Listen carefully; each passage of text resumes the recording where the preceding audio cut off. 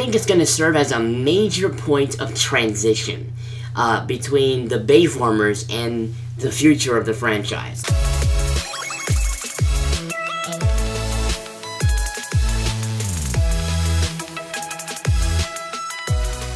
What is up, Alfonso Nation? It is Alfonso Peterman here today, and welcome to another episode of my Rise of Bumblebee series. This is simply a series where we discuss all of the facts and falsehoods concerning the upcoming Bumblebee movie. This is episode number 2, and in this episode we're going to talk about some recent developments for the production of the Bumblebee movie, and we're also going to talk about some financial situations with the Bumblebee movie and other things that's been discussed about it recently. So we're going to start with something brand new that I saw.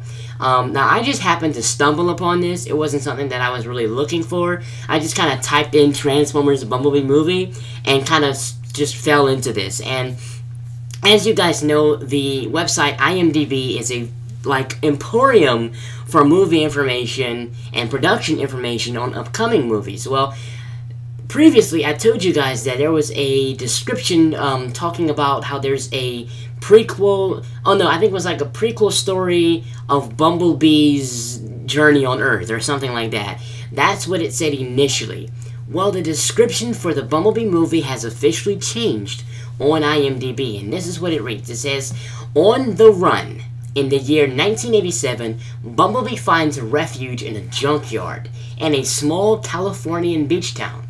Charlie, which is Haley Steinfeld's character, on the cusp of turning 18 years old and trying to find her place in the world, discovers Bumblebee battle-scarred and broken." So, first of all, I'm just so happy that we have a longer description. Now we have something to, feed off of. Now we can take the details of this and form a story in our mind. Before it was just like, hey, there's a B movie coming out and it's a prequel.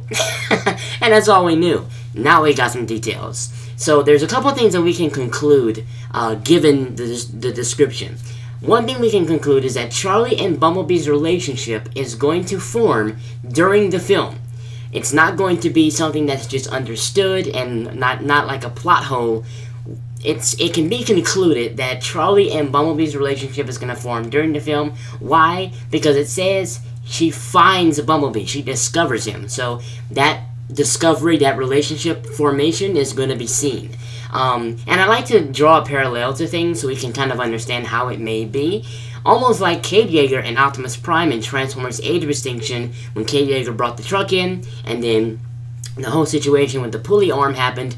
Optimus Prime transformed and he introduced himself. That was how they knew each other. It was from that introduction scene.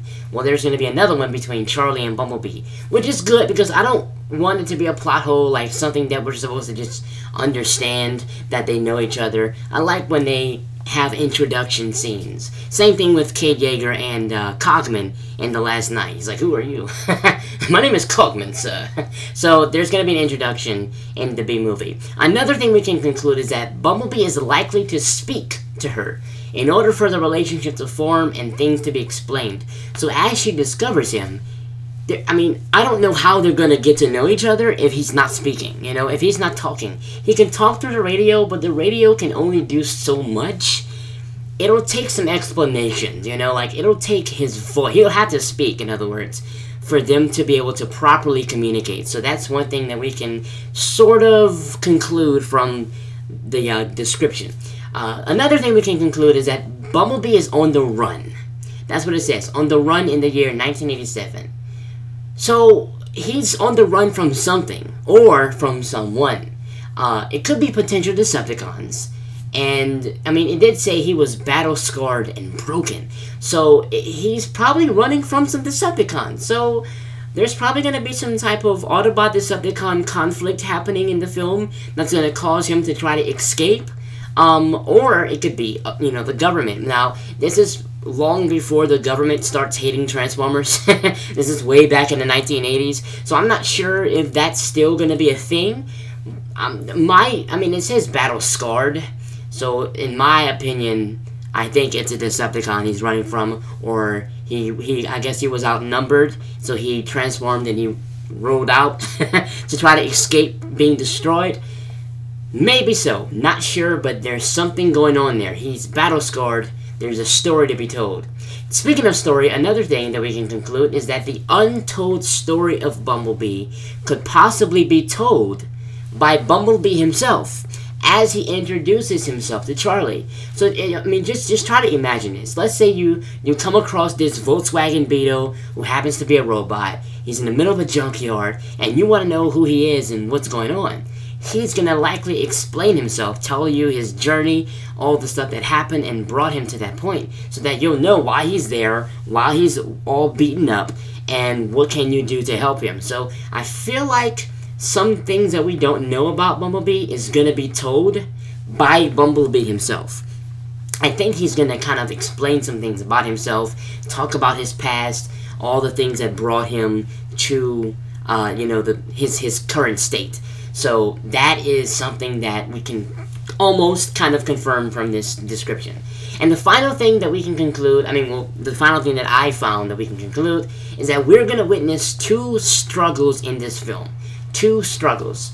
The first struggle is that Charlie is having a life struggle because she's 18 years old, and it says she's trying to find her place in the world. So it's kind of like an identity crisis sort of thing. She's trying to find out who she is. She's not really sure. She's still young. She wants to know where she's gonna see herself in a couple years. So that's kind of gonna be like an internal life struggle for Charlie on the human part. And on the robotic part, the Cybertronian part, Bumblebee's struggle is going to be from battle. He might be so tattered, he might need to be repaired, he might need to, and the reason why they had a battle, that might need to be fixed, that problem that caused the battle. So there's going to be two struggles highlighted in this film, and that's going to be exciting because I want to see how those two struggles end, especially Charlie's struggle. I'm actually drawn to her character a little bit more now that there's some context about what's going on. Another thing is, if Bumblebee is damaged from battle, and there are Decepticons fighting, what are they fighting for? That's just what sparked my interest, because, like, if he's battle-scarred, he was in a battle, what are they fighting for? Could it be, like, another relic that they're fighting for? Personally, I extremely doubt that. I think the relic situation is out of the picture for this movie. Could they be fighting each other, just from, like, trying to stop each other from getting the Allspark first? Because remember, the reason why the Autobots and Decepticons even was on the Earth in the first place is because of the Allspark. They were looking for the Allspark, according to Optimus Prime in 2007 when he narrated the whole thing. They were looking for the Allspark, and Bumblebee was looking for it, and the Decepticons were looking for it. That's what brought them to Earth, because that's where it landed. So, could they be fighting for the Allspark, or are they just fighting each other because they're enemies? Because it's Autobots versus Decepticons, and they just hate each other. They want each other dead. It sounds like it's just, like, not a big deal type of reason, but hey, you guys, they've been fighting each other for eons, so every time they see each other, guns are blazing, and, melee fighting and starts. So, to me, I think that, like, in my opinion, it might be something to do with the Allspark. I personally think the relic situation is out, and I don't think they're just fighting for nothing. I think they're fighting for something, and it could be the Allspark. So hopefully we get the Allspark again in the B movie. Now, just to talk about this movie in general, because a lot of you guys are excited, which is great. It's always good to be excited, but I want to stress not to overestimate this movie. Because remember, this movie's budget is at $70 million. Now, you guys may say, wow, that's a lot of money. Let me put that into perspective, okay? The Transformers 1, 2007, their budget was $147 million. Revenge of the Fallen was $200 million. Dark of the Moon was $195 million. Age of Extinction was $210 million. And The Last Night had the most, with $217 million as their budget. So it's good to be excited for this movie and to be, yes, I want to see Bumblebee. But remember, low budget means not that much equipment, not that much CGI, not that much of, high technology in terms of, like, the production of the movie. The budget is $70 million is a whole lot less. It is actually the smallest budget ever for a Transformers film. So, not only is this the first movie without Michael Bay being the director, but this is also the first Transformers movie with a $70 million budget, the lowest budget in Transformers history. So it's good to be excited. Just don't think of it like another The Last Night. Don't think about it as, you know, another massive scaled, you know, movie. It's not going to be like that. It's going to be a little smaller due to the budget. So I personally think that the budget decrease is positive and negative at the same time. Of course, it's negative because we're not going to get all those explosions, those epic CGI transformations, all that epic stuff. But it's also positive because of, you know, I mean, the fact that the CGI rendered projects and the explosive material is all going to be decreased. But that's going to allow the audience to gain a closer look at Bumblebee's personality and his history, you know. It's going to take your eyes off of the action. Like, it's going to give Bumblebee a reason to be in the movie, like a character. It's going to give him a personality rather than him just being a reason for explosions, you know.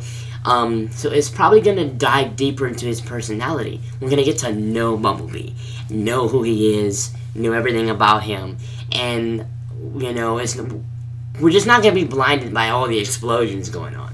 So that's basically how I feel about that. It's positive and negative with this decrease in budget. But conclusively, I just gotta say, you know, this B movie, I'm excited for it. I can't wait, you know, for all the new developments about it. And I think it's gonna serve as a major point of transition between the Bayformers and the future of the franchise. Like, I think this new direction was at a perfect timing. It was right at a prequel. You know, it's not like he left after a prequel. He left before the prequel. You got The Last Night, and then the prequel film, and then you can continue the story. So it's like a point of transition, like from director to director.